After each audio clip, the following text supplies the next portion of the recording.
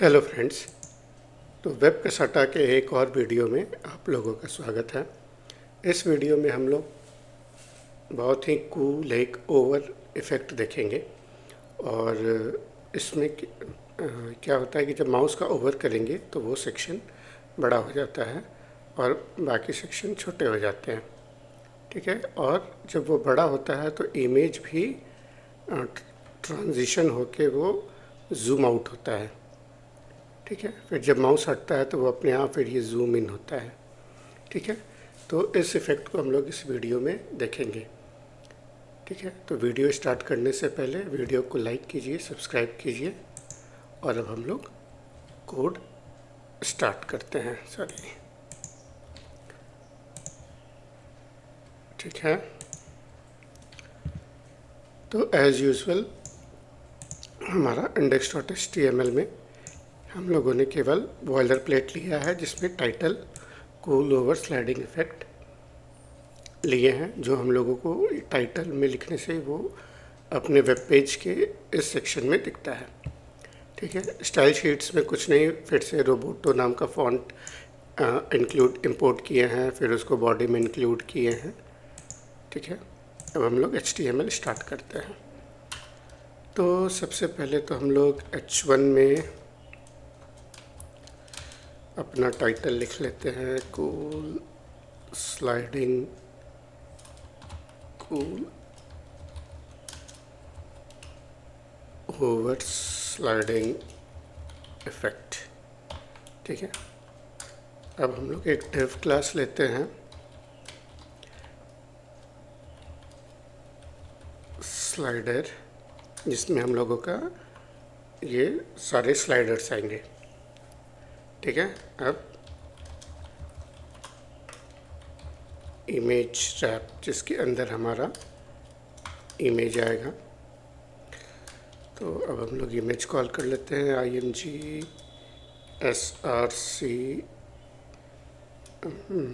images 1.jpg alt tag.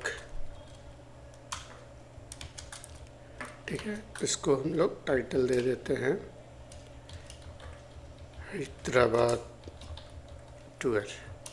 ठीक है। इसी तरह इसको कॉपी करेंगे, पेस्ट कर लेते हैं और 3 बार। ठीक है। इसका नाम 2 3 4 गोवा टूर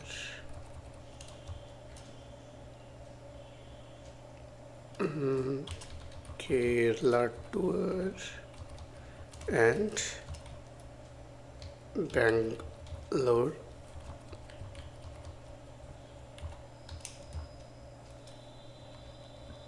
टूर। ठीक है। तो ये हमारा एक तरीके से हम लोग का HTML पार्ट हो गया। तो अब हम लोग CSS का मैजिक स्टार्ट करते हैं। तो सबसे पहले तो हम लोग अपने H1 को टारगेट करते हैं, उसको फ़ॉन्ट साइज़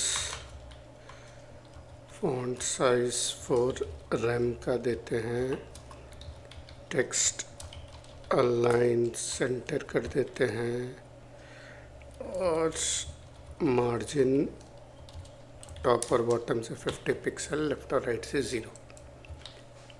ठीक है। अब हमारा डिव है स्लाइडर। ठीक है। अब स्लाइडर को टारगेट करेंगे, स्लाइडर को कर देंगे हम लोग डिस्प्ले फ्लेक्स। तो जैसे ही फ्लेक्स करेंगे सब साइड में आ जाएगा, जो हम लोग को चाहिए भी। ठीक है।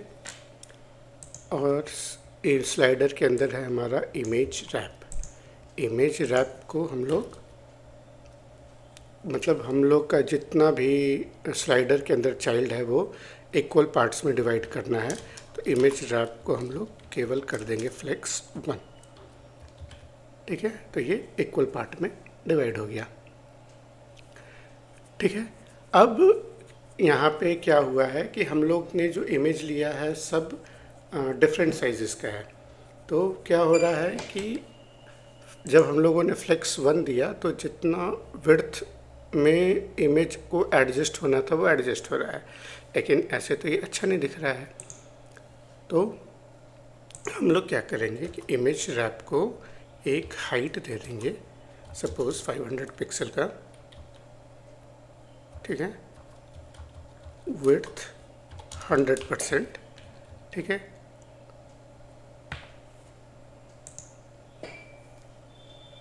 नहीं, इमेज रैप का केवल हाइट देंगे।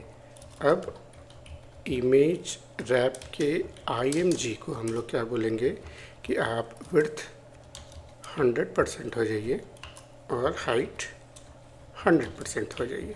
लेकिन जब हम लोग ऐसा लिखेंगे तो ये देखिए हमारा इमेज जो है वो ब्लर हो गया। मतलब वो क्या कर रहा है कि वो विड्थ वाइज भी 100% और हाइट वाइज भी 100% में पूरे इमेज को एडजस्ट कर रहा है। लेकिन अब हमारे पास एक CSS है, ऑब्जेक्ट फिट कवर, ठीक है। अब ये क्या करेगा कि लेफ़्ट और राइट से जितने मतलब जो पार्ट्स हैं उसको वो कट आउट कर देगा, मतलब इमेज फिट हो जाए स्क्रीन में बिना ब्लर हुए, वैसा हम लोगों को इमेज ये दिखाता है, ठीक है। तो इस तरीके से क्या हुआ कि हमारा जो बेसिक लेआउट है वो बनके तैयार हो गया, ठीक है। अब हम लोग क्या करेंगे कि अब हम लोग जो इमेज रैप फ्लेक्स 1 है इसको हम लोग कहेंगे कि अगर हम लोग इमेज रैप का ओवर करते हैं, मतलब ये पूरा बॉक्स हमारा इमेज रैप है, अगर इसके ऊपर हम लोग माउस का ओवर करते हैं तो फ्लेक्स 2 हो जाओ, ठीक है। मतलब इक्वल पार्ट्स में 1 का मतलब इक्वल पार्ट्स में डिवाइड हुआ, लेकिन जिस पे हम लोग 2 कर रहे हैं वो क्या कर रहा है कि बाकी 3 जो है वो अभी भी इक्वल पार्ट्स में ही डिवाइड है, और मतलब अभी जितना साइज़ है इसका 50% और जो ओवर हो रहा है उसको चला जाता है, ठीक है। तो लेकिन अभी जो ओवर हम लोग का हो रहा है उसको थोड़ा स्मूथ करते हैं, ट्रांजिशन 0.5 सेकेंड ईज, और जब माउस हटे तो भी ईज के साथ वो स्लो हो, ठीक है। ये देखिए, ठीक है। अब मान लेते हैं जिस पे ओवर कर रहे हैं वो थोड़ा और बड़ा हो, तो जो ये हम लोगों ने फ्लेक्स 2 किया है उसको फ्लेक्स 3 कर देंगे, देखिए और बड़ा हो गया, ठीक है। अब मतलब जो हम लोगों को स्लाइडिंग इफेक्ट देना था वो तो हम लोग को मिल गया। अब कुछ कुछ ऐड ऑन, जैसे बाय डिफ़ॉल्ट जो हमारा इमेज है वो ट्रांसफॉर्म स्केल 1.0, मतलब बाय डिफ़ॉल्ट तो इमेज जो ओरिजिनल साइज़ में है वैसे ही रहे, लेकिन जब हम लोग इमेज रैप का ओवर करते हैं तो IMG जो है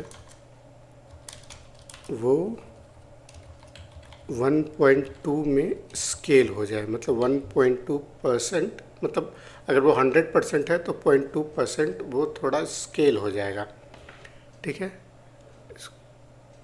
सेव करते हैं, ठीक है। देखिए ये स्केल हो रहा है, ठीक है। लेकिन अभी क्या हो रहा है, स्केल हो रहा है तो वो इमेज के ऊपर आ रहा है, मतलब अपना जो हाइट हम लोग 500 पिक्सल दिए हैं उसके बाहर भी दिख रहा है। तो इसलिए जहाँ हाइट 500 पिक्सल है वहाँ पे हम लोग इसको कर देंगे ओवरफ्लो हिडन, ठीक है। अब माउस ओवर करेंगे तो क्या होगा कि वो जो इस बॉक्स के बाहर जो हिस्सा जा रहा है वो हम लोगों को नहीं दिखेगा, लेकिन जा तो वो अभी भी रहा है, ठीक है। तो इस तरीके से ओवर करने पे ये अभी तुरंत ये ट्रांसफॉर्म जो 1.2 स्केल बढ़ा रहा है वो तुरंत हो जा रहा है, तो वो हम लोगों को ट्रांजिशन में दिखे उसके लिए हम लोग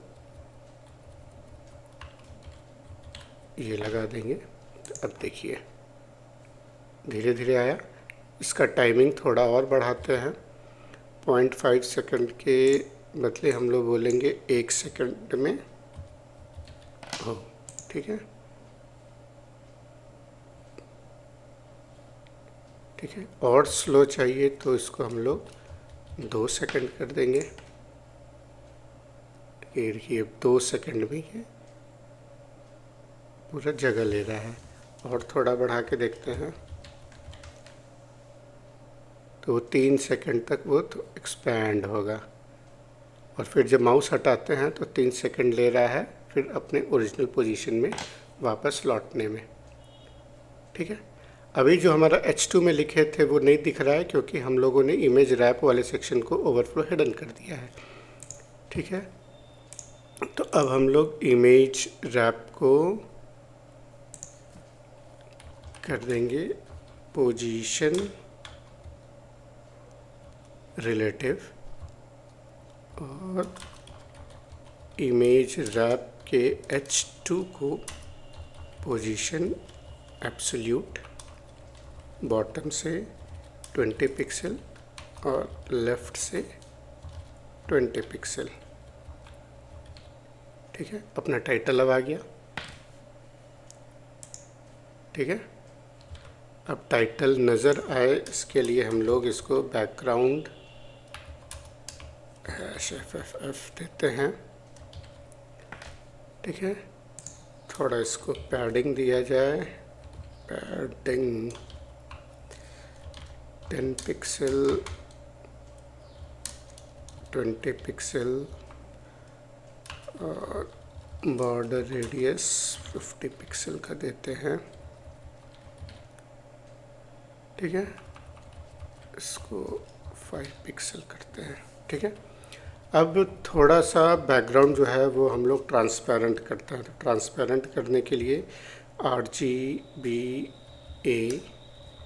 वाइट कलर का RGB कोड होता है 255, 255, 255 और 0.7 का ओपेसिटी। ठीक है, इसको 5 का कर देते हैं। ठीक है, तो ये थोड़ा बैकग्राउंड भी इसमें नज़र आ रहा है। ठीक है, तो जो हम लोगों ने डिज़ाइन बनाया था वो हमने अचीव कर लिया। लेकिन अभी क्या हो रहा है कि जैसे हम लोग माउस लाते हैं तब ये काम करता है और जैसे ही माउस हटा देते हैं तो वो फिर वो अपनी ओरिजिनल पोजीशन पे चला जाता है। लेकिन हम चाहते हैं कि मान लीजिए जब पेज लोड हो तो कोई एक जो है वो ऐसे फुल रहे ताकि यूज़र को पता चले कि इस पे माउस ओवर लाएंगे तो कुछ इफ़ेक्ट है। ठीक है, तो मतलब इसमें क्या होगा कि माउस ओवर करने पे हम लोग इसके डिव पे कोई क्लास लगाना है हम लोगों को। तो ये काम या तो सिंपल है कि हम लोग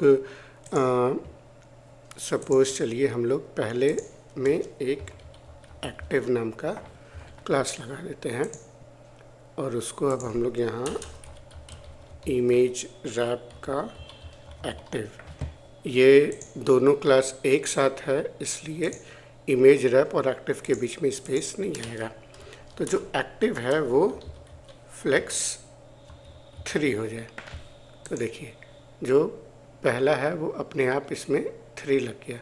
ठीक है, तो ये ऑन ओवर जब किए तो अभी भी इस पे फ्लेक्स 3 है इसीलिए ये ज़्यादा छोटा नहीं हुआ। ठीक है, अब फ्लेक्स 3 ये भी हो रहा है, फ्लेक्स 3 ये भी हो रहा है, तो उस हिसाब से ये ब्राउज़र कैलकुलेट कर रहा है दोनों का विड्थ और फिर ये दोनों का विड्थ।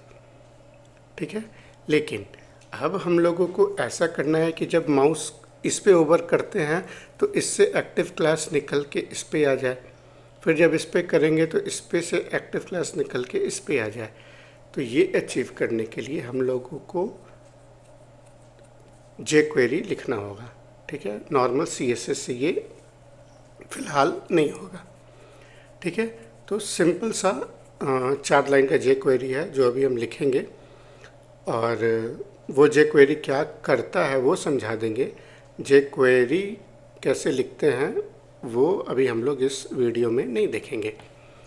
ठीक है, तो सबसे पहले तो जे क्वेरी काम करे उसके लिए हम लोगों को जे क्वेरी मिन का कोड चाहिए होता है। तो ये कोड भी आप सेव कर सकते हैं, या फिर जे क्वेरी का CDN भी हम लोग ले सकते हैं। CDN से क्या होगा कि हम लोग को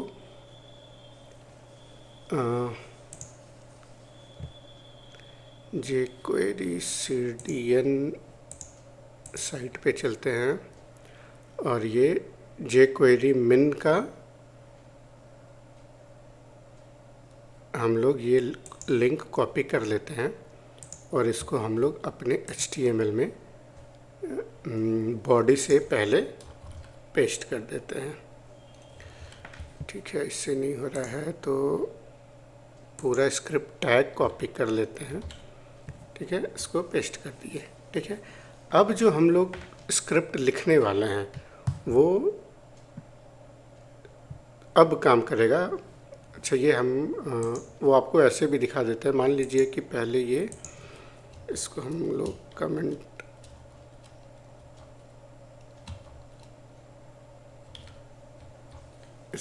कमेंट कर दिए, फिर इसको ऑन कर लेंगे। तो जल्दी से जे क्वेरी लिख लेते हैं इसके लिए। तो जे क्वेरी फंक्शन parenthesis क्लोज जे क्वेरी जिस क्लास पे हम लोगों को ऑन ओवर पे क्लास लगाना है, उस पे इमेज उस क्लास को सेलेक्ट कर लेंगे और क्या करना है हम लोग को होवर पे एक फंक्शन कॉल होगा। ठीक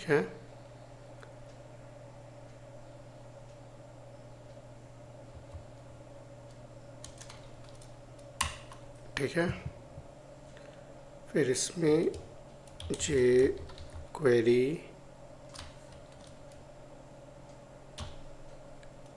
class image wrap remove class active.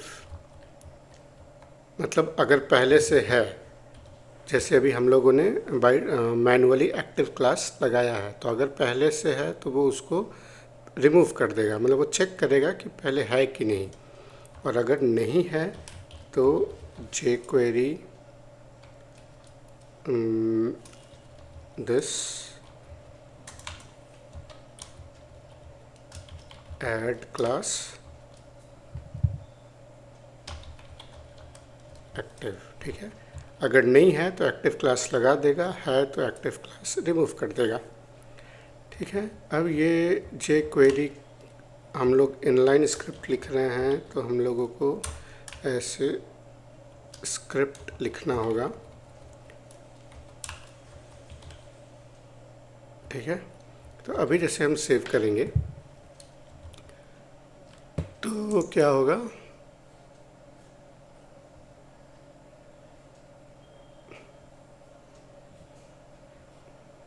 अच्छा, इस पे एक्टिव क्लास हम लोगों ने HTML से लगाया है, इसलिए ये वर्क कर रहा है। ठीक है, लेकिन जब हम इसको इंस्पेक्ट करके हम लोग देखते हैं तो अभी क्या हो रहा है कि इस पे एक्टिव क्लास लगा हुआ है, इसलिए ये फ्लेक्स 3 है।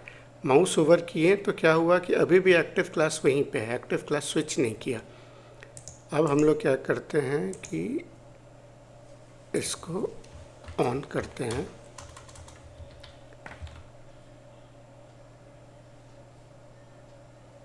ठीक है, वर्क तो अभी भी नहीं कर रहा है, इसको जल्दी से चेक कर लेते हैं।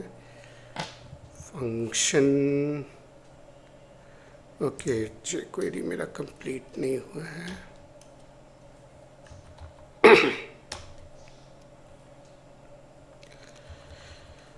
ठीक है, इसको चेक कर लेते हैं। जे क्वेरी फंक्शन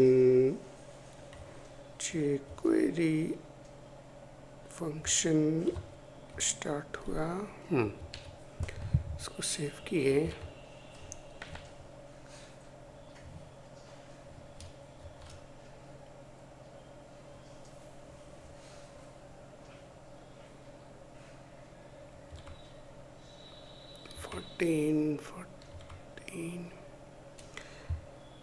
फिर ये jQuery फंक्शन इमेज रैप के ओवर पे फिर से एक फंक्शन ओपन हुआ, पैरेंथेसिस jQuery इमेज रैप, अच्छा रिमूव क्लास ऐड क्लास।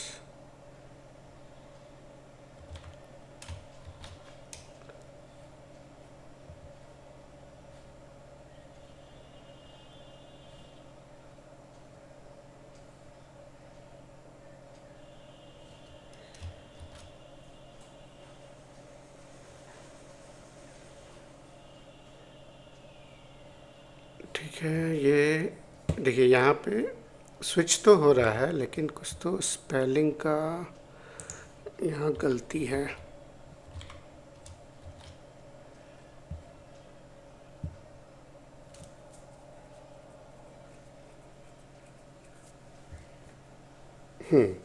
अब देखिए ये वर्क करने लगा। ठीक है, जब हम पेज रिफ़्रेश करते हैं तो सबसे पहले तो पहले वाले पे यहाँ कंसोल में आप देखिए यहाँ एक्टिव क्लास लगा हुआ है। अब जब माउस इस पे ओवर करते हैं तो ये देखिए एक्टिव क्लास इसमें से निकल के इस पे जंप कर गया। फिर इस पे माउस ओवर करते हैं तो इस पे से इस पे जंप कर गया। ठीक है, तो इस तरीके से jQuery लगाने से क्या हुआ कि अब हम लोग जैसे माउस हटा दिए तो जिस पे एक्टिव था वो उसी पे एक्टिव रहेगा, वो हटेगा नहीं। फिर जैसे इस पे माउस ओवर किए फिर यहाँ से माउस हटाए तो भी एक्टिव क्लास उसी पे रहता है। ठीक है, तो इस तरीके से हम लोगों ने ये इफ़ेक्ट अचीव कर लिया है। होप मैंने इस इफ़ेक्ट को अच्छे से समझाया, आपको समझ में भी आया होगा। अगर आपको समझ में आया, मेरा वीडियो बनाने का तरीका अच्छा लग रहा है, समझाने का तरीका अच्छा लग रहा है, तो वीडियो को लाइक कीजिए, सब्सक्राइब कीजिए, शेयर कीजिए। जो बच्चे अभी HTML CSS नए नए सीख रहे हैं उन लोगों से ये वीडियो शेयर कीजिए। कोई भी डाउट हो मुझसे कमेंट में पूछिए, हम उसका जवाब जल्द से जल्द देने का कोशिश करेंगे। Thank you.